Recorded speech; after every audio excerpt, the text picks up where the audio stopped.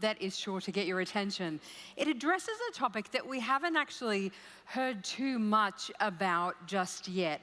And so we hear a lot about rising global temperatures, of course, but what does that mean when it takes the form of extreme heat waves that actually threaten the lives of millions of the world's most vulnerable?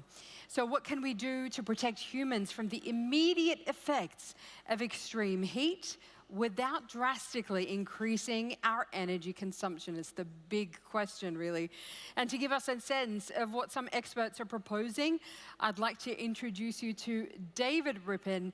David is the Executive Vice President of Infectious Diseases and the Chief Science Officer at the Clinton Health Access Initiative. He oversees the Clinton Health Access Initiative's work on increasing access to medicines and diagnostics for HIV, malaria, tuberculosis, and other disease areas, in large part through the use of sustainable market interventions. Ladies and gentlemen, please welcome David Ripin.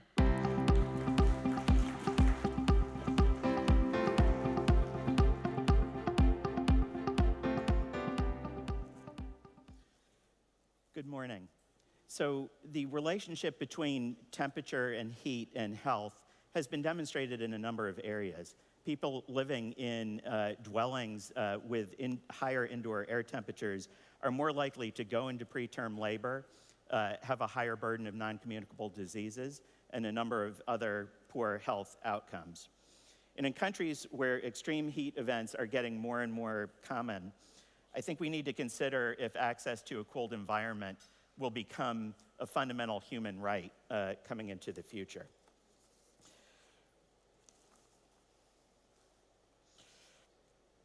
As the world warms, we're going to have more cooling requirements over more days. The ILO estimates that 2.4 trillion in lost productivity will be realized by 2030 due to heat stress. Cooling access is inadequate, especially in low and middle income countries, putting large portions of the developing markets at risk. 1 in 7 people in the global population don't have access to adequate cooling. 323 million alone in the country of India. Unless we act, the WHO estimates that there'll be 255,000 deaths from heat-related causes by 2050.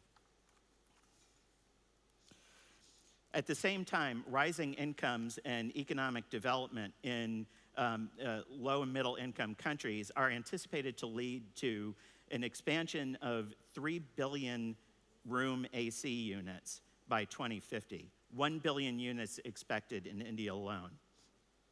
Now, I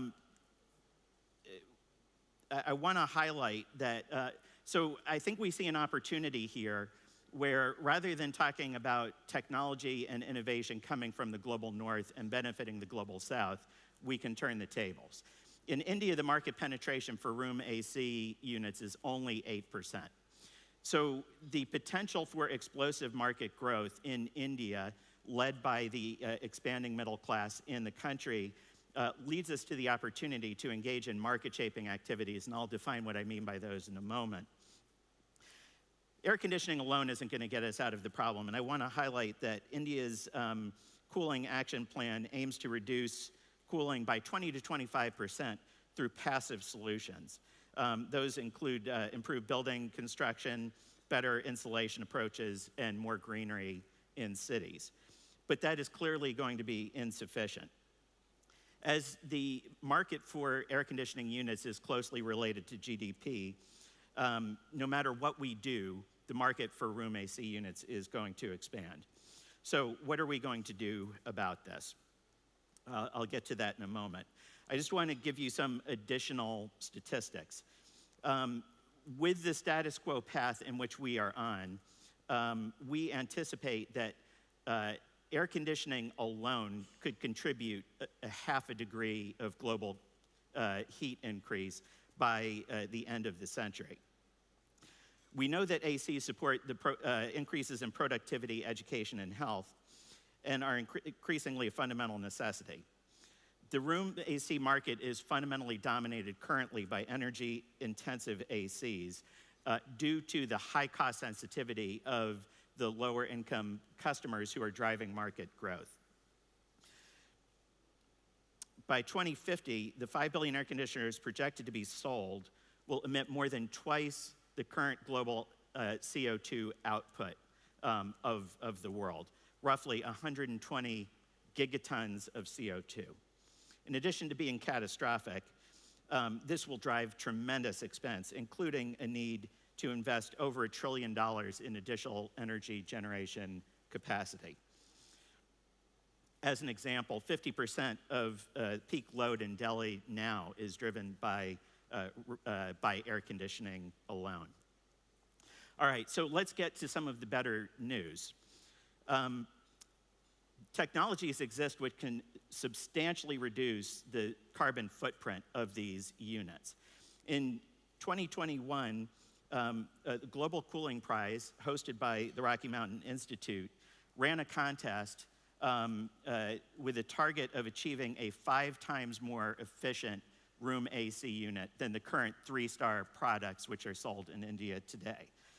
There were 2 winners, Daikin and Gree, as well as 8 finalists and 139 submissions, showing that there's a tremendous amount of creativity and innovation to be had in the space. Today in the market, 5-star plus units, as we call them, are more than 2 times as efficient as those 3-star units being sold in India today. So what do we do about this? And I think the last session really highlighted the need to look at ways to innovate past this valley of death, where we innovate interesting technologies, but we don't do the work needed to get them into markets and get them into customers' hand. So why aren't these more energy efficient air conditioners available or even progressing to the market? And I'll start talking about market shaping now. The market is caught in what we call a low volume, high cost trap. Because newer technologies are generally more expensive when they are launched, and because the customers are highly cost sensitive, there's not a lot of demand for newer high-tech AC units. Because of this, there's a low demand for these products, which means that production never gets to the low volume, high efficiency point that we need to break through in the market. And because we never get to that high efficiency point, we never have an impact on the higher price. So what we end up with is a low volume, high cost product that's going nowhere fast. As a result, the 2 winners of that cooling prize I just talked to you about are not currently actively commercializing those technologies. But there's some good news.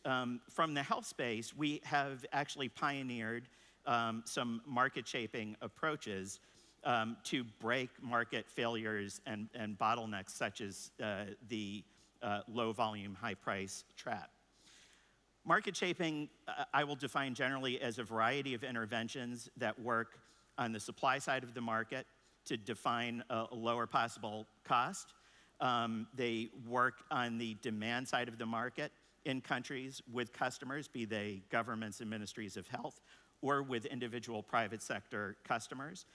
And in between, in the environment of regulatory and guidance organizations, as well as global donors who are interested in seeing an outcome.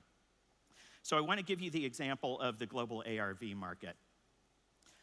In around 2000, when Chai started working, there was very little penetration of HIV ART in the marketplace.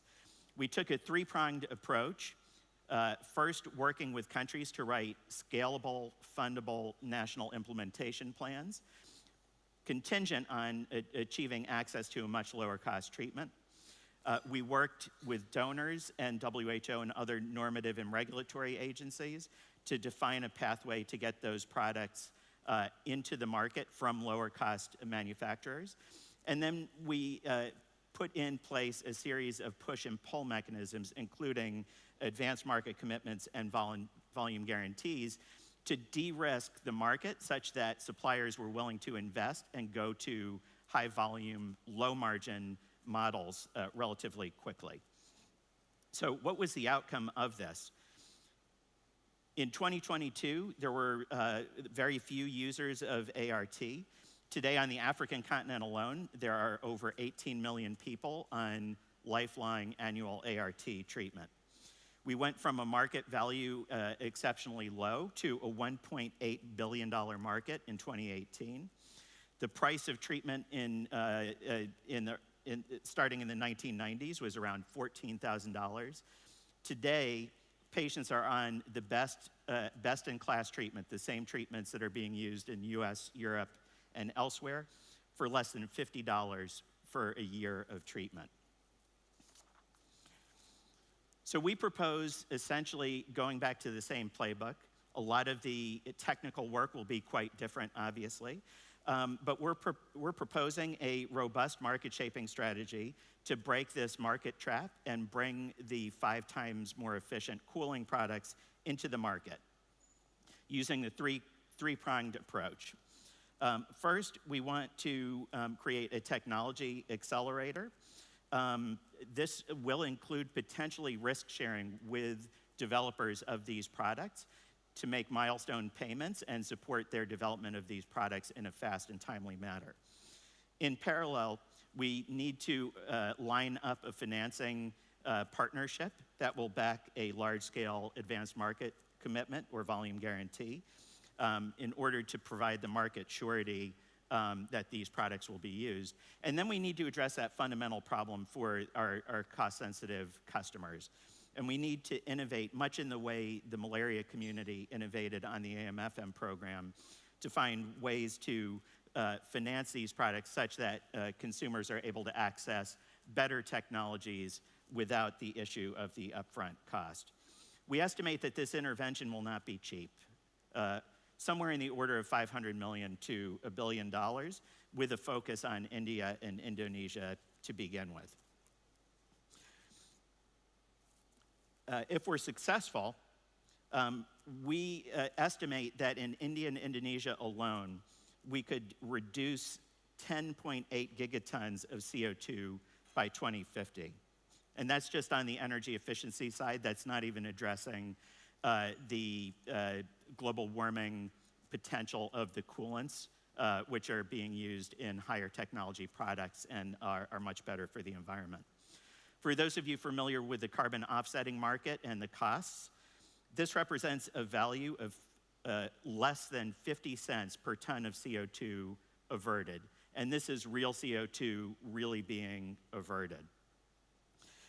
In addition to the health, quality of life, and productivity co-benefits, it will save consumers over $1 trillion in energy bills by 2050, and governments hundreds of billions in added cost in terms of developing their energy infrastructure.